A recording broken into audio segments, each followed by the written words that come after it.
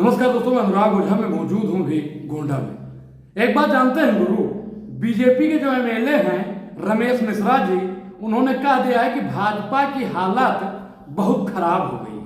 27 में यूपी में भाजपा को जीतना बहुत ही मुश्किल है। ये बयान है रमेश मिश्रा जो बीजेपी के एमएलए हैं। साहब, बीजेपी के लोगों ने मान लिया है कि भाजपा की सरकार अब गर्क में जाती हुई नजर आ रही है।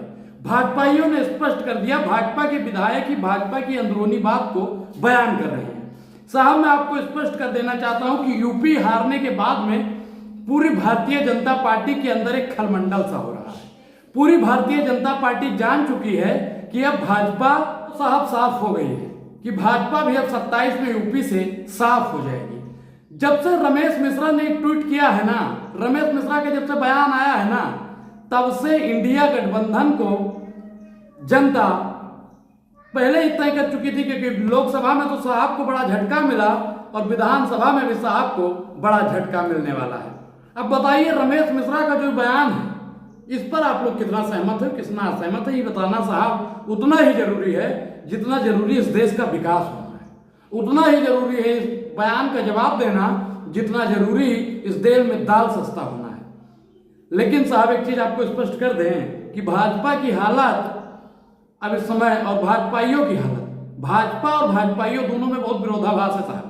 भाजपा की भी हालत खराब है, भाजपाइयों की भी हालत खराब है। क्योंकि साहब, जो अभी लोकसभा का बीता चुनाव हुआ, इससे यूपी की जनता ने साहब, मैं बार बार बोलता था और आपने हमारे सोशल मीडिया पर कई वीडियो देखी होगी जिसमें मैंने बयान दिया है कि हमारे यूपी के लोग अगर स्वागत करना जानते हैं तो विदाई करना भी जानते हैं।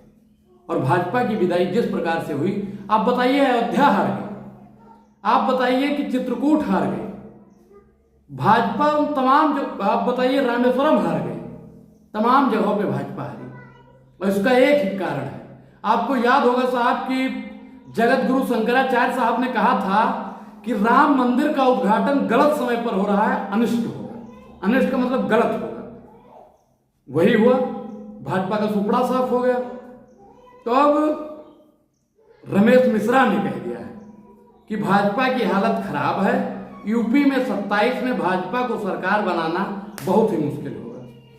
तो साहब, इंडिया गठबंधन जो है वो अखिलेश यादव जी का जो नारा है, पीडीए का नारा, पीडीए का नारा इस बार जनता के दिलों और दिमाग में बैठ गया है। अब युवा झंडा उठाना नहीं चाहता है, युवा चाहता है कि उनको रोजगार मिले, किसान चाहता है कि उनकी एमएसपी लागू की जाए, दलित पिछड़ा आदिवासी चाहता है कि उनके हक अधिकार की बात हो, संविधान की रक्षा हो, हमको भी बराबरी का अधिकार मिले, महिला चाहती है हमको सम्मान मिले।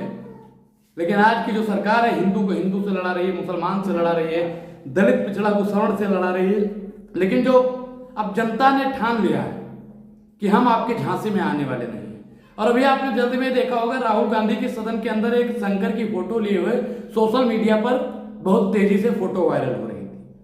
और आप बताइए, बद्रीनाथ भगवान शिव का धाम है, राम का अपमान, तो भगवान राम ने आशीर्वाद दिया, भाजपा खत्म। शंकर पर जब बात आई, राहुल गांधी ने शंकर पे बात की, लेकिन भाजपा के लोगों ने वहां पे भी अपमान करने की कोशिश की। आप पूरे हिंदुओं को संसद में फोटो नहीं दिखा सकते हैं, फलाना ढिमकाना, जितना हुआ आपने वो बयान देखा ही होगा साहब।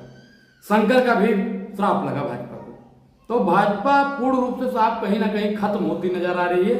और भाजपा जब तक वास्तविक मुद्दों पर, महंगाई, बेरोजगारी, भुखमरी, किसान, जवान, संविधान, दलित पिछड़ा, किसान, आदिवासी, तमाम मुद्दों पर बात नहीं करेगी, तब तक भाजपा जीतने वाली नहीं है। और 27 में तो साहब यूपी में भाजपा का बुरा हाल होगा, क्योंकि बयान साहब रमेश मिश्रा ने दे दिया जो भाजपा के एमएलए हैं। मैं बार बार साहब ये बयान आपको इसलिए याद दिलवा देता हूं कि आपके दिलो दिमाग में ये बयान बैठ जाए। क्योंकि अगर और कोई कहेगा ना, जब आप ये स्क्रीन पर जो फोटो देखेंगे नहीं, तब तक आपको यही लगेगा कि झूठ बोल रहे हैं। एक्स पर ये फोटो कल से ही बहुत तेजी से सोशल मीडिया पर वायरल है। इस पूरी बातचीत पर आपकी क्या प्रतिक्रिया है? अपनी प्रतिक्रिया जरूर दें। रमेश मिश्रा के बयान को आप कैसे देखते हैं? ये वीडियो आपको कैसी लगी? इस वीडियो को लेकर आप क्या सोचते हैं? और अभी तक आपने हमारे चैनल को सब्सक्राइब नहीं किया है तो सब्सक्राइब करना भी बेहद जरूरी है। और वीडियो को शेयर भी करिए। और आपको पता ही है कि कुछ समस्याओं की वजह से मैं लगातार वीडियो सोशल मीडिया पर नहीं डाल पा रहा हूँ। तो अभी तक आपने ज्वाइन नहीं किया है तो ज्वाइन भी कीजिए। हंसते रहिए, मुस्कुराते रहिए, देखते रहिए क्रांतिकारी। जय भीम।